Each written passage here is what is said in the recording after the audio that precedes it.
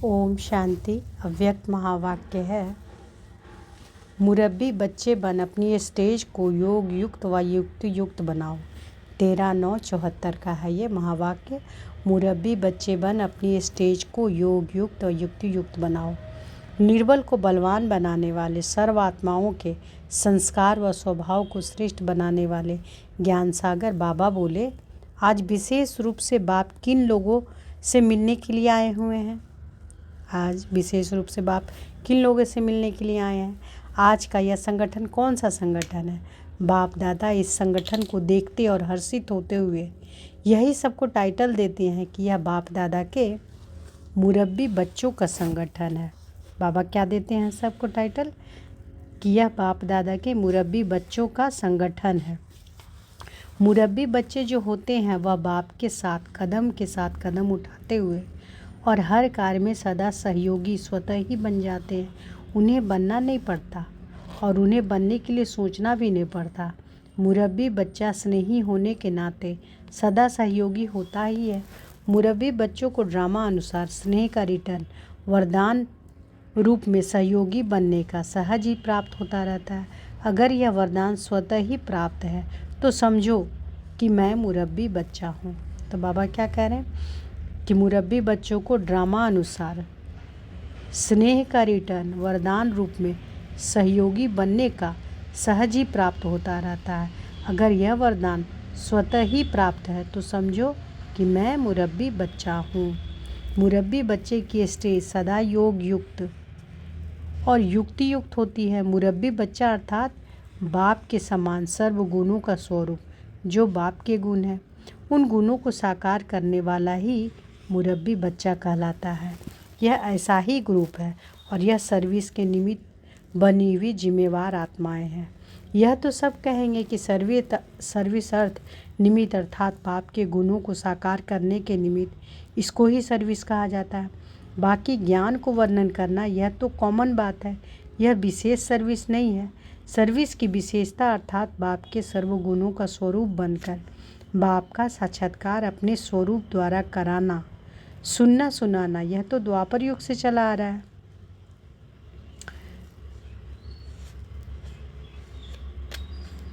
लेकिन आप विशेष आत्माओं की विशेषता किस बात में है? बाप समान बन सर्व को बाप का साक्षात्कार कराना और साक्षात्कार कराना, यह सिर्फ विशेष आत्माएं ही कर सकती है। यह और कोई आत्मा नहीं कर सकती, न भक्ति मार्ग वाले और न ज्ञान मार्ग वाले साधारण आत्माएं। ज्ञान मार्ग में आने वाले मुरब्बी बच्चे का फर्ज भी विशेष यही है। तो बाबा क्या कह रहे हैं? बाबा क्या बोले कि सब कहेंगे कि सर्विस अर्थ निमित्त अर्थात बाप के गुणों को साकार करने के निमित्त इसको ही सर्विस कहा जाता है। बाकी ज्ञान को वर्णन करना यह तो कॉमन बात है, यह सर्विस नहीं है। सर्विस की विशेषता अर्थात बाप के सर्व गुणों का स्वरूप बनकर बाप का साक्षात्कार अपने स्वरूप द्वारा कराना और सुनना सुनाना, यह तो द्वापर युग से चला आ रहा है। लेकिन आप विशेष आत्माओं की विशेषता किस बात में है? बाप समान बन सर्व को बाप का साक्षात्कार कराना और साक्षात्कार कराना, यह सिर्फ विशेष आत्माएं ही कर सकती है। यह और कोई आत्माएं नहीं कर सकती, ना भक्ति मार्ग वाले ना ज्ञान मार्ग में आने वाले साधारण आत्माएं। मुरब्बी बच्चों का फर्ज भी विशेष यही है।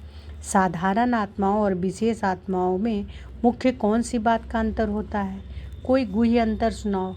मुख्य अंतर यह है, विशेष आत्माओं के मुख से और उनके अनुभव से हर आत्मा का 1 सेकेंड में और अति सहज ही डायरेक्ट बाप से कनेक्शन जुड़ जाएगा। तो मुख्य अंतर क्या है कि विशेष आत्माओं के मुख से और उनके अनुभव से हर आत्मा का 1 सेकेंड में और अति सहज ही डायरेक्ट बाप से कनेक्शन जुड़ जाएगा। और जो साधारण आत्मा होगी वह बीच में दलाल जो बनते हैं, तो पहले दलाल में रुककर फिर बाद में बाप से डायरेक्ट जुटेगा। साधारण आत्माओं के सर्विस की रिजल्ट में आने वाली आत्मा इतनी शक्तिशाली नहीं बनती, जो सहज और बहुत जल्दी बाप से कनेक्शन जोड़ने के निमित्त बनेगी। लेकिन जिनके निमित्त बनती है उनको मुश्किल जरूर अनुभव होगा, मेहनत मुश्किल और समय लगेगा। क्या करे, कैसे करे, यह हो सकता अथवा नहीं, उनके सामने यह क्वेश्चन आवेगा। लेकिन विशेष आत्मा अपनी विशेषता के आधार से, अपनी शक्ति के आधार से यह क्यों और कैसे के क्वेश्चन समाप्त कर देंगी। वे मुश्किल और मेहनत का अनुभव नहीं करने देगी।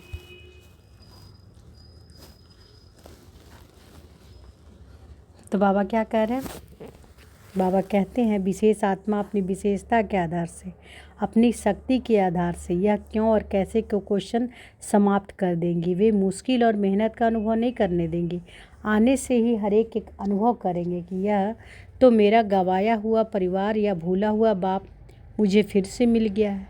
भूलने पर आश्चर्य लगेगा कि मैं भूला कैसे, ऐसे बाप को मैं भूल गया। यह है मुख्य अंतर विशेष आत्माओं और साधारण आत्माओं का, है ना। तो बाबा क्या बताएं मुख्य अंतर क्या क्या है विशेष आत्मा और साधारण आत्माओं का? कि साधारण आत्मा प्रयत्न करती है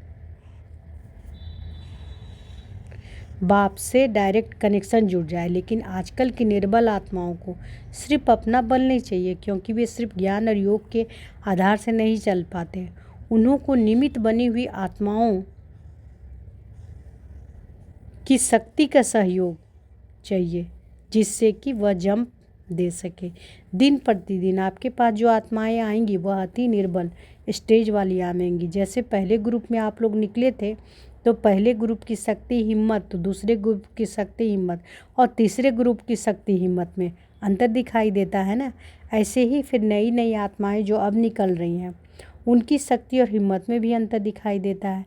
तन से भी और मन से भी हर ग्रुप में अंतर दिखाई देता जाता है। यह तो सबका अनुभव है ना।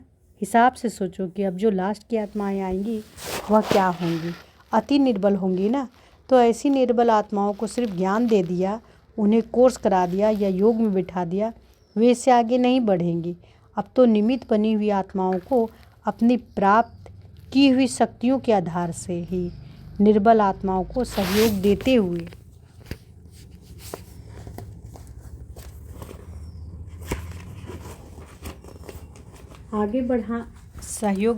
आगे बढ़ाना पड़ेगा। इसके लिए अभी से ही अपने में सर्व शक्तियों का स्टॉक जमा करो।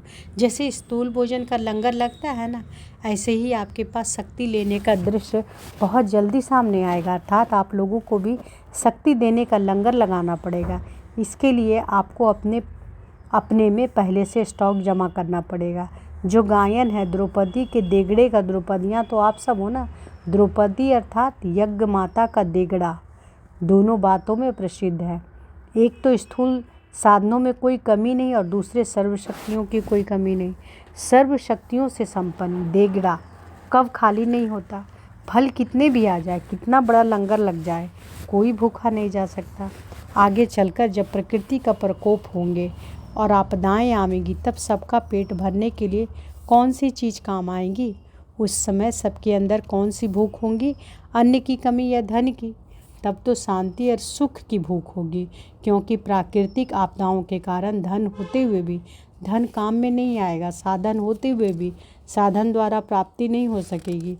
जब सब स्थूल साधनों से व स्थूल धन से प्राप्ति की कोई आशा नहीं रहेगी, तब उस समय सबका संकल्प क्या होगा कि कोई शक्ति देवे जो कि इन आपदाओं से पार हो सके, और कोई हमें शांति देवे। तो ऐसे ऐसे लंगर बहुत लगने वाले हैं। उस समय पानी की एक आध बूंद भी कहीं दिखाई नहीं देगी। अनाज भी प्राकृतिक आपदाओं के कारण खाने योग्य नहीं होगा। तो फिर उसमें आप लोग क्या करेंगे? जब ऐसी परीक्षाएं आपके सामने आए हैं तो उसमें आप क्या करेंगी? क्या ऐसी परीक्षाओं को सहन करने की इतनी हिम्मत है? क्या उस समय योग लगेगा या कि प्यास लगेगी? अगर कुएं भी सूख जाएंगे फिर क्या करेंगे? जब यह विशेष आत्माओं का ग्रुप है तो उनका पुरुषार्थ भी विशेष होना चाहिए ना। क्या इतनी सहन शक्ति है?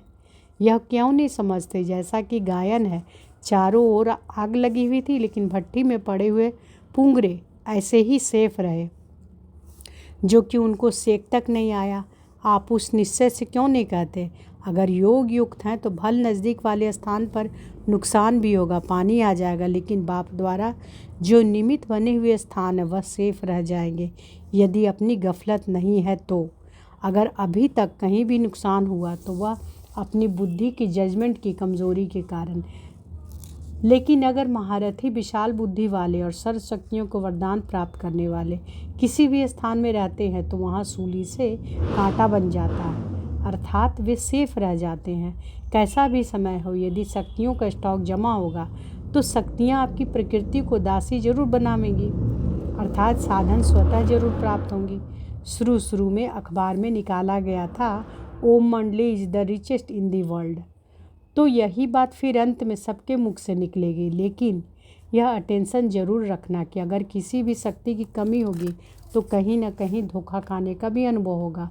इसलिए पुरुषार्थ अभी इन महीन बातों पर भी करना चाहिए। किसी को दुख तो नहीं दिया, हैंडलिंग करना आया अथवा नहीं, यह तो सब छोटी छोटी बातें हैं। मुरब्बी बच्चों का पुरुषार्थ अभी तक इन बातों का नहीं होना चाहिए। अभी का पुरुषार्थ सर्व शक्तियों के स्टॉक भरने का होना चाहिए। मुरब्बी बच्चों के रोज के चार्ट की चेकिंग यह नहीं होनी चाहिए कि किसी पर क्रोध तो नहीं किया या कोई असंतुष्ट तो नहीं हुआ। ऐसी मोटी मोटी बातें चेक करना यह तो घुड़सवार और प्यादों का काम है। मुरब्बी बच्चों का पुरुषार्थ अभी तक इन बातों का नहीं होना चाहिए। अभी का पुरुषार्थ सर्व शक्तियों के भरने का होना चाहिए। कोई भी एक शक्ति का ना होना, अर्थात मुरब्बी बच्चों की लिस्ट में से निकलना। ऐसे नहीं कि 6 शक्तियाँ तो मेरे में है ही और 8 शक्तियों में से 2 नहीं है, फिर 50% तो आगे हो गए। इससे भी खुश नहीं होना है। अष्ट शक्तियाँ तो मुख्य कहा जाता है, लेकिन होनी तो सर्व शक्तियाँ चाहिए। सिर्फ अष्ट शक्तियाँ तो नहीं है ना, है तो बहुत। बाकी यह तो सिर्फ सुनाने के लिए सहज हो जाए, इसलिए अष्ट शक्तियाँ सुना दी गई। अब कोई एक शक्ति की भी कमी नहीं होनी चाहिए, क्योंकि अब जिस भी शक्ति की कमी होगी वही परीक्षा के रूप में आएगी, अर्थात हर एक के सामने ड्रामा अनुसार पेपर में वही क्वेश्चन आएगा। इसलिए सर्वगुण संपन्न, 16 कला संपन्न और मास्टर सर्वशक्तिमान बनो। अगर एक शक्ति की भी कमी है तो फिर शक्तियाँ कहेंगे ना कि सर्व शक्तियाँ। मुरब्बी बच्चे अर्थात मास्टर सर्वशक्तिमान, मुरब्बी बच्चे अर्थात मर्यादा पुरुषोत्तम। जो है ही मर्यादा पुरुषोत्तम, उनका संकल्प भी मर्यादा के विपरीत नहीं चल सकता।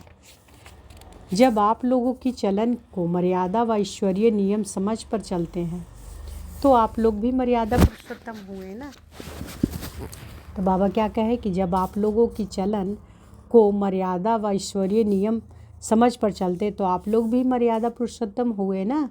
बाप दादा ने इस संगठन की रूपरेखा सुनी और देखी भी। बहुत अच्छा देखा और बहुत अच्छा सुना। हर एक ने अपना घाट तो बहुत अच्छा तैयार किया है। जब जेवर बनते हैं तो पहले सोने का घाट तैयार करते हैं, फिर उसमें हीरे जवाहरात जुड़ते हैं।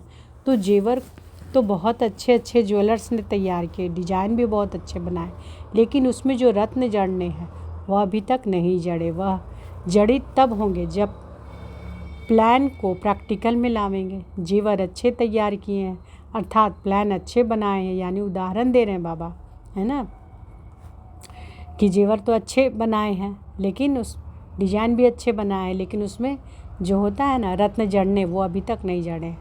वह जड़ी तब होंगे जब प्लान को प्रैक्टिकल में लावेंगे।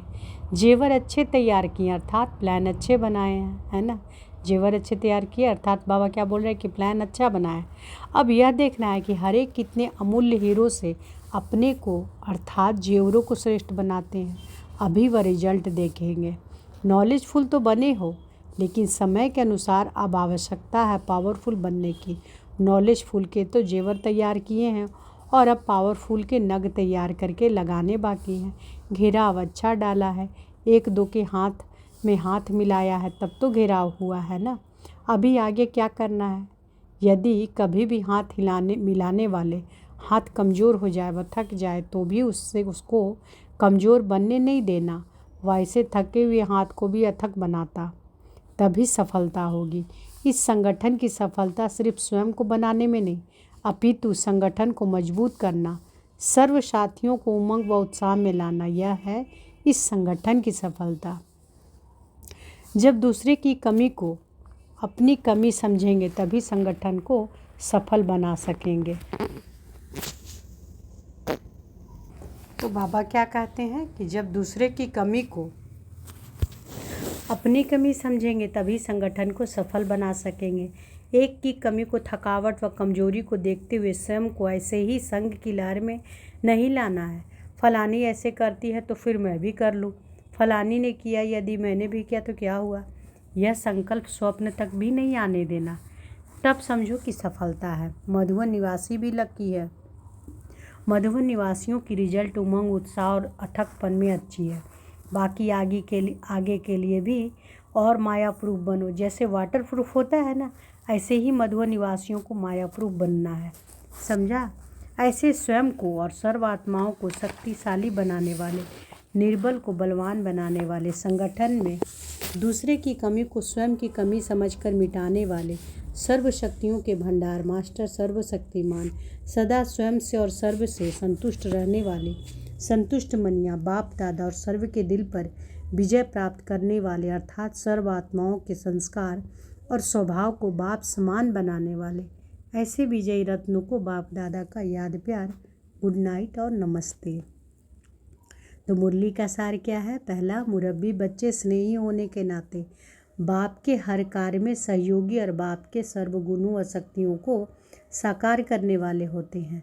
ऐसे बच्चों की स्टेज सदा योगयुक्त और युक्तियुक्त होती है। दूसरा, अब तो निमित्त बनी हुई विशेष आत्माओं को अपनी प्राप्त की हुई शक्तियों के आधार से निर्बल आत्माओं को सहयोग देते हुए भी आगे बढ़ना पड़ेगा।